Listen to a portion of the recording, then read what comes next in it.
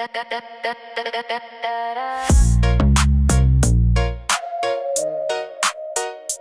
yang paling kuat justru yang diam. Aku jatuh gak ada yang tahu. Aku bangkit juga gak perlu kau tahu. Pelan-pelan aku utuh lagi. Tanpa tepuk tangan aku jadi diri sendiri. Gak banyak cerita bukan berarti gak luka. Aku cuma capek ulang cerita yang sama. Mereka lihat luar bilang baik-baik aja, padahal isi kepala rame kayak kota.